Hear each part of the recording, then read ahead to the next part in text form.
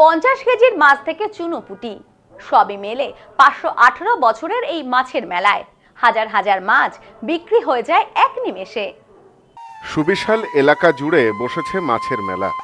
যেদিকে চোখ যাবে শুধুই মাছ আর মাছ। একেবারে চুনোপুঁটি থেকে শুরু করে রাঘব বোয়াল, রয়েছে 50 কেজি পর্যন্ত ওজনের মাছ। রুই, কাতলা, মৃগেল, পোনা থেকে শুরু করে টুনা, লালমোহন, শঙ্কর মাছ সহ নানান রকমের মাছের মেলা। একেবারে জমজমাট হুগলির কেষ্টপুরের এই মেলা।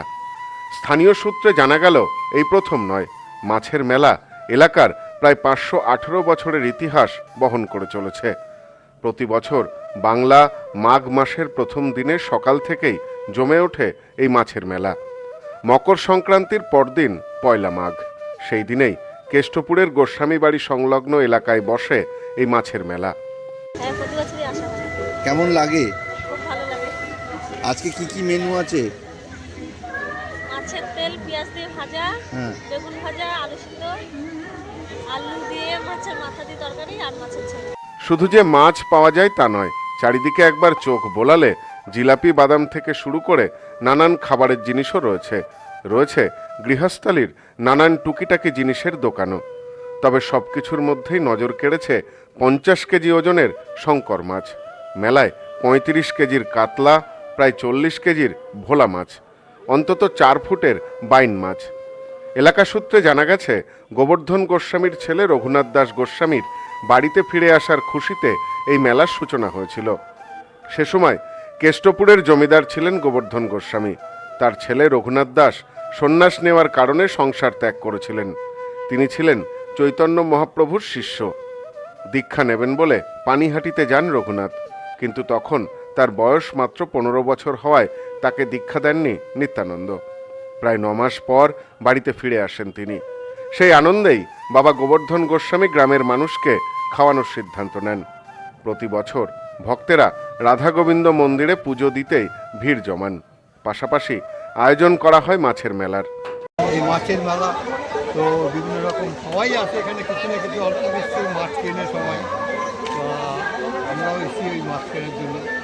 তো 3 রকম মাছ নিলাম। আচ্ছা, শঙ্কর মাছ, তারপর ভেটকি মাছ, আর আপনার ওই আর গঙ্গার আঁশ, এটা কিনলাম। ভালো হয় মাছ, ভালো হয় কেন? হ্যাঁ, এখানকার মাছ সবই টেস্টি হয়। মেলা শান্তিপূর্ণ করতে স্থানীয় পঞ্চায়েত ও প্রশাসনের পক্ষ থেকে বিশেষ সহযোগিতা করা হয় বলে জানালেন স্থানীয় পঞ্চায়েতের উপপ্রধান। হাজার হাজার মানুষের সমাগম হয়। আপনারা জানেন যে মাছের মেলা পশ্চিমবাংলায় বহু দূর দূরান্ত থেকে মানুষ আসেন, আমরাও জানি না তারা কীভাবে আসেন। পয়লা মাঘ সেখানে মাছের মেলা, মানে সত্যি কথা, মাছের পিছনে গেলে দেখতে পাবেন যে কত বড় একটা মাছের মেলা হয়। আমার গ্রামের তো অবস্থা 50 কিলো ভেটকি গাড়িতে রেখে শো করা হয়তো 10 টাকার দিকে। এই মাছের মেলা আমি দেখেছি ছোটোবেলায়। এরকম প্রচুর বড় বড় মাছ আছে যেটা দেখার জন্য মানুষের ভিড় হয়। মানুষের বিক্রি হয় না, সেটাকে গাড়িতে রেখে তাকে ফ্রিজ করে রাখা হয়েছে এবং মানুষ আনন্দ সহকারে দেখছে, সেটা পয়সা দিয়ে দেখছে, পয়সা দিয়ে কেনা।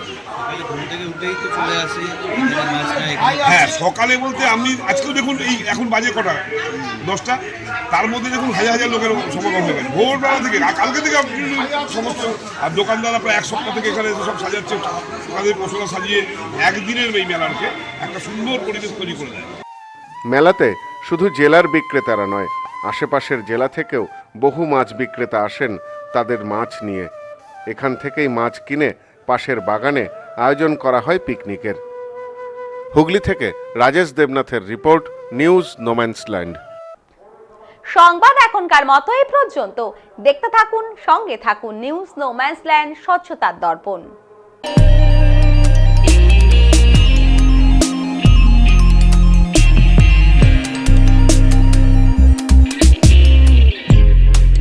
নিউপিসি জুয়েলার্স, সম্পর্ক গড়ে দেয়। বনগাঁতে আমাদের 3টি শোরুম প্রতিদিনই খোলা। নিউপিসি জুয়েলার্স, বনগাঁ বাটার মোড়। নিউপিসি জুয়েলার্স ব্রাঞ্চ, কুমুদিনী স্কুলের বিপরীতে। New PC jewellers beauty, Motiganj, Hatkhola. আমাদের এখানে সোনা কিনুন পেপারের দামে।